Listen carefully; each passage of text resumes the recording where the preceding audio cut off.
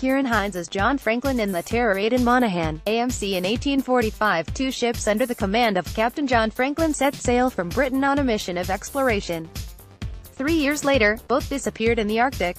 None of the 129 men on that expedition came back, and the battered wrecks of the HMS Erebus and HMS Terror were found in 2014 and 2016, respectively.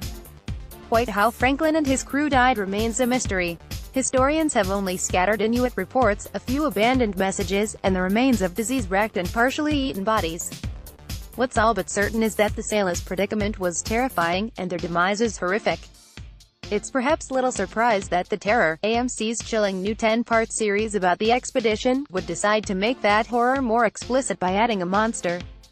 The show, adapted from Dan Simmons's 2007 novel by the same name, proceeds from a simple, killer hook: two ships trapped out on the ice, a crew under increasing strain, and a murderous, largely unseen presence stalking them through the howling snows.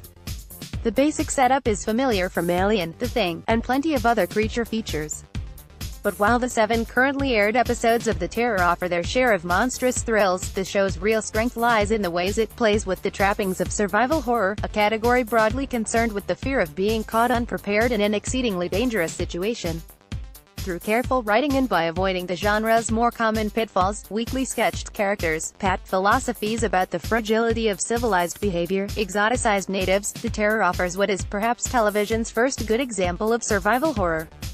When viewers meet Captain John Franklin, Ciarán Hinds, in the show's pilot, he has no reason to think he's not a modern Argonaut embarking on a great colonial adventure. Sure, the two ships under his care, the Erebus and the Terror, are inauspiciously named, and their mission to locate the fabled Northwest Passage is a treacherous one now that the Arctic summer is winding down. But the only immediate trouble at first seems to be minor personal tensions between Franklin and Captain Crozier, Jared Harris, of the Terror, a sharp-tongued alcoholic whose affectionate relationship with his commander has grown strained.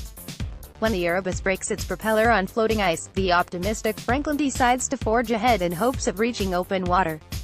It's a bad gamble, and soon both ships are irretrievably stuck. Over the next 6 episodes, the ramifications of that mistake echo outward. A mission to a nearby shoreline ends in a glimpse of a terrible, loping shape out in the dark, the accidental shooting of an Inuit shaman, and the capture of the shaman's daughter, whom the crew dubs Lady Silence, Niamh Nielsen. Provisions begin turning up spoiled, or riddled with bits of lead that leave crew members with splitting headaches and rotting teeth. When they can get Lady Silence to speak, she warns them in her own language of something called Toonbach, and tells them they must leave as soon as possible. But as the elements and monster close in, it becomes clear that leaving or staying are likely to mean the same thing: death. Survival horror is a nebulous term, and one that's more popularly applied to video games. The Resident Evil franchise is one classic of the genre. Still, when you look at other media, you could argue that Jack London's short story To Build a Fire and films like The Descent or Open Water are good narrative examples of survival horror. In these kinds of works, there's never enough food, much less bullets, and no help is coming. The genre tends to cast wild environments as both lethal in their own right and as an impediment to characters facing a more actively aggressive foe. The spelunkers of The Descent are stuck in utter darkness below the Appalachian Mountains even without cannibal troglodytes. To be left alone out in the Atlantic Ocean, as in open water, is awful enough without sharks. When the sharks and troglodytes show up, they do so as extrapolations of the environment's existing dangers, not as an injection of horror into an otherwise normal place. This is part of what makes The Walking Dead franchise, television's best-known member of the genre, a marginal case. A zombie apocalypse certainly counts as an environmental hazard, but it isn't exactly a logical outgrowth of the Georgia countryside. AMC paying careful attention to landscapes. However, The Terror harkens back to the tradition of setting specific films like The Descent. As rendered using green screens and sound stages, the pack trapping the ships is subtly off-kilter, a maze of ice laid out in alien geometries. Rocky shorelines stretch away beneath empty skies. A brief dip beneath the ice pack reveals the endless dark waters below the ships.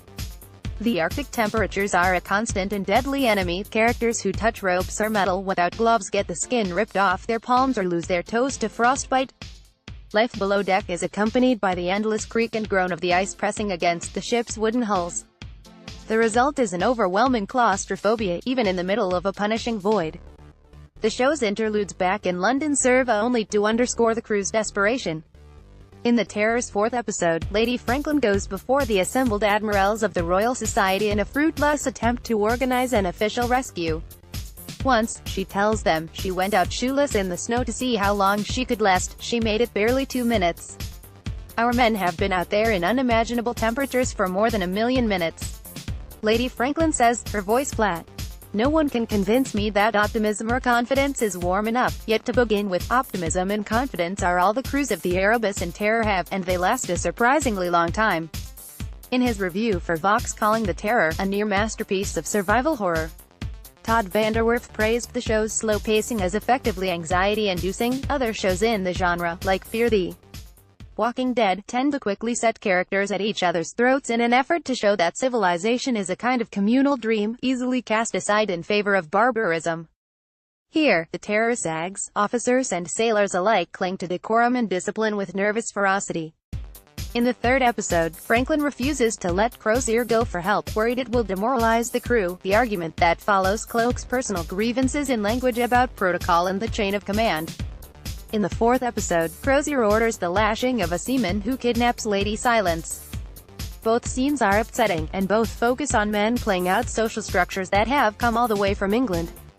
Of course, societies are made of people, and the people, that is, the men, at all levels of the ship's crew are presented with a keen and sympathetic eye. Crozier's bitterness stems partially from his Irish heritage, which has hindered both his professional and personal ambitions, yet he's also a perceptive and caring officer whose addiction is getting the better of him. Franklin's friendliness masks both quiet desperation and flashes of prejudice that are all the more cutting coming from such an apparently kindly man. For a show set in sub-zero temperatures, there's quite a bit of warmth on display, much of it courtesy of the junior medical officer, Harry Goodsir, Paul Ruddy, a man who reveals himself at every turn to be decent despite being in wildly over his head. The result is a contrast to The Walking Dead, which often uses a convenient shorthand to mark members of the group as seemingly dispensable, or gives them only a single characteristic to play, before killing them off. Characters in The Terror by and large don't act in arbitrary or foolish ways just to move the plot along. Viewers spend enough time with them in smaller moments that their panicked actions tend to make sense. As doomed as the crew is, you don't want to see them get eaten. Several of them do, of course. The consistency of the writing and acting means that The Terror doesn't really need a monster to be gripping, but it does have a memorable one. Toonback is mainly introduced by the carnage it leaves behind, ripped tents, broken flesh, and huge footprints circling the ships. For the first half of the show, the Toonback functions almost as a personification of the aggressiveness of the landscape, like open water's sharks. Its initial invisibility makes it an extension of the Arctic's hostility, as if the winds and snows had conspired to kill the interlopers. The Toonback's first fleeting appearances suggest something like a polar bear, though the more the crew sees of the animal, the less certain that description becomes. The officers are slow to awake to the severity of the threat. Educate this creature as to the dominion of the Empire and the will of the Lord behind it, Franklin jovially tells a group of Marines in the third episode. Judging by what happens next, neither God nor Empire has much power in the Arctic. The Toonback's presence is an expression of an old colonial trope, the idea that savage magic lurks in unexplored places and among uncivilized peoples. Survival horror has an uneasy relationship with this theme. While the genre can function as a critique of classic adventure fiction, in which the wilderness is dangerous but can be tamed, it tends to present nature as actively malevolent, and those who live too close to it as inherently suspicious, whether they're the sinister tribe of Eli Roth's The Green Inferno, or the degenerate backwoods men of Deliverance and other such films. Indigenous cultures and legends often get associated with nature's alien viciousness. Consider the way the 2008 horror film The Ruins uses lost Mayan pyramids as a setting for its carnivorous vines. Native peoples often appear as portentous figures, intended to signal to viewers that the, usually Western, protagonists have entered a realm where civilization cannot reach. Niamh Nielsen as Lady Silence in The Terror, AMC. The Terror largely manages to sidestep these dicier implications by treating its main Inuit character, Lady Silence, as complex and human in her own right. A lot of this owes to Nielsen's expressive performance. Her eyes flick around every room she's brought into, sizing up the men around her with an analytical and worried gaze, and when she does speak, it's as if the words are pouring out despite her efforts to keep them in.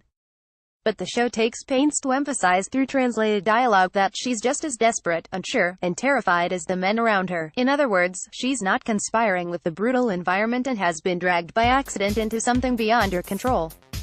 And while her relationship with the toonback is less immediately murderous, it isn't friendly, and like everything else, that connection is bound to deteriorate.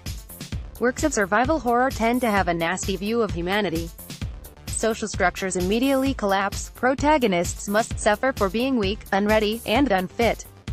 If this gives the genre an ugly, often fascistic edge, it also taps into an ambivalent fear in contemporary Western society, that in severing people from nature, civilization has made them easy targets.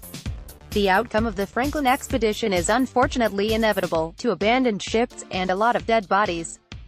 But by honing both the complexities of its characters and the essential danger of the Arctic itself, a danger that toonback symbolizes, the Terror manages to have it both ways. The expedition is doomed, and so is the crew. The show's genius is how it aligns the hopes of viewers and characters alike, that someone, anyone, might make it out alive.